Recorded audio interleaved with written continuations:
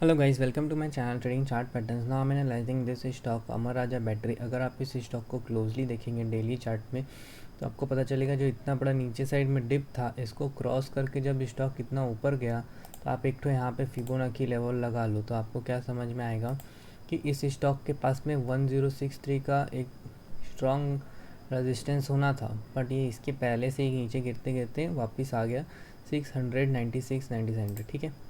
अब इसको रिमूव कर देते हैं, ठीक है। अब मेरे पास में ये वाला चार्ट है, ठीक है। मेरे को इसमें सपोर्ट रेजिस्टेंस फाइंड आउट करना है। तो देखो, एक नॉर्मल सपोर्ट जो है वो इधर दिखता है, ठीक है।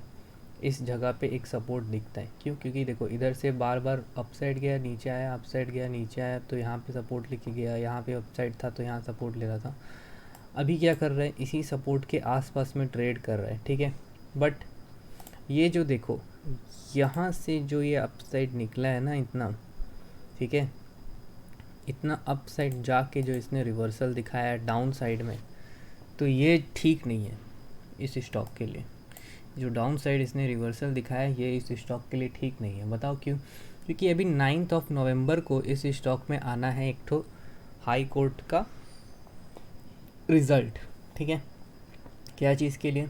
कंपनी ने बोला, कंपनी के ऊपर में इल्ज़ाम है कि कंपनी ने एयर पॉल्यूशन वगैरह वगैरह किया है, तो इसके चक्कर में इसकी बहुत सारी फैक्ट्रीज बंद है, ठीक है। तो अगर 9 तारीख को ये आना है तो इधर देखो 12 तारीख को इसका रिज़ल्ट भी आना है, ठीक है। तो मेरा आप लोगों से यही रिक्वेस्ट रहेगा कि 9 से 12 तारीख तक आप इसमें कोई ट्रेडिंग तो मत करें, लेकिन इसका ये जो लेवल मैं बता रहा हूँ ये आप ध्यान से नोटिस करके अपने ग्राफ में लिख लीजिए 593, ठीक है। अगर कुछ भी उल्टा सीधा हुआ इस स्टॉक के ख़िलाफ़, ठीक है, हाई कोर्ट वगैरह में, और अगर इस स्टॉक ने इसके नीचे कोई क्लोजिंग दिया 659-58 के नीचे, अगर इस स्टॉक ने क्लोज दिया तो ये स्टॉक भाई नहीं बचेगा, 593 पे चला जाएगा, ठीक है। तो आइए इस स्टॉक के ईएमएस को देखते हैं। अगर तो ईएमए को देखिए तो आपको क्या पता चलेगा कि ये 200 ईएमए से रेजिस्टेंस लेके नीचे गिरा है फिर से, ठीक है। ये फिर से नीचे गिरा है, मीन्स अगर इसको नीचे जाना है तो ये वाला लो तोड़ के ही नीचे जाना होगा, ठीक है। तो ये वाला लो ये स्टॉक तोड़ कैसे सकता है? या तो ये एकदम स्ट्रेट गैप डाउन ओपनिंग होगा 13 तारीख को, और फिर इससे सेलर लोग हावी होके इसको नीचे ले आएंगे। क्यों? जिसने भी इसको इधर बाई किया, आप देखो वीकली चार्ट लगा देता हूँ, जिसने भी इसको यहाँ पे बाइंग किया था, ठीक है, एक तो देखो सबसे पहले क्या ये रेजिस्टेंस था, ये रेजिस्टेंस था, ठीक है। स्टॉक के पास में क्लियर कट रेजिस्टेंस ये था पहले, ये वाली लाइन, इसने इसको ब्रेक किया, वापस आया, इसी पे सपोर्ट लिया, ठीक है। इसी पे सपोर्ट लेके अभी तक इस पे सस्टेन कर रहा है। अगर इसके नीचे गया, अगर इसके नीचे गया तो बहुत लंबा नीचे गिरेगा, ठीक है। अब एक चीज़ और देखो, यहाँ से जो ये नॉन स्टॉप अपसाइड मोमेंटम हुआ है तो इसका सपोर्ट कहाँ आता है? इसका सपोर्ट भी अराउंड 607 के आसपास आता है। तो ये जो 607 से 593 रुपया है, ये एक स्ट्रॉन्ग सपोर्ट का काम करेगा इस स्टॉक के लिए, ठीक है। और अगर इसके नीचे भी फिसला तो कंपनी ख़त्म। लेकिन इतना ख़राब इसका सितारा नहीं है अभी, बट अगर इसके नीचे गया 658 के नीचे तो सीधा चला जाएगा 593 टू 608-10 रुपीज़, ठीक है। तो आपको यहाँ पे फोकस करना है। अगर ये यहाँ आए, आपको इस स्टॉक में अच्छा लगता है इन्वेस्टमेंट करना, तो आप यहाँ पे इन्वेस्टमेंट कर सकते हैं। यहाँ पे कहीं इन्वेस्टमेंट या 600 जो आ जाएगा तो ये टॉप से 40% करेक्शन भी हो गया।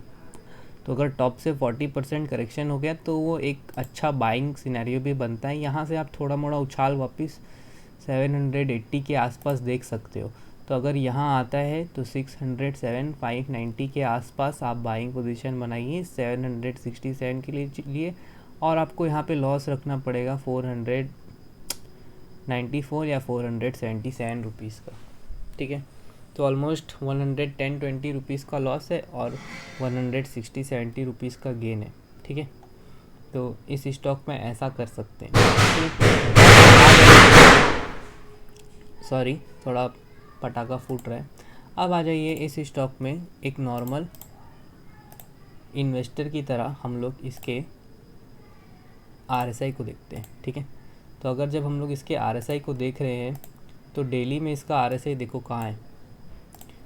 RSI ने क्या बनाया, मान लो ये है RSI का लो, ठीक है, ये है RSI का लो, ठीक है। RSI का लो अगर ये है तो इस स्टॉक ने इस दिन क्या लो लगाया था, तो आप देखो इस दिन लो लगाया था इस भाव का, ठीक है। ये इस स्टॉक का लो था, ठीक है।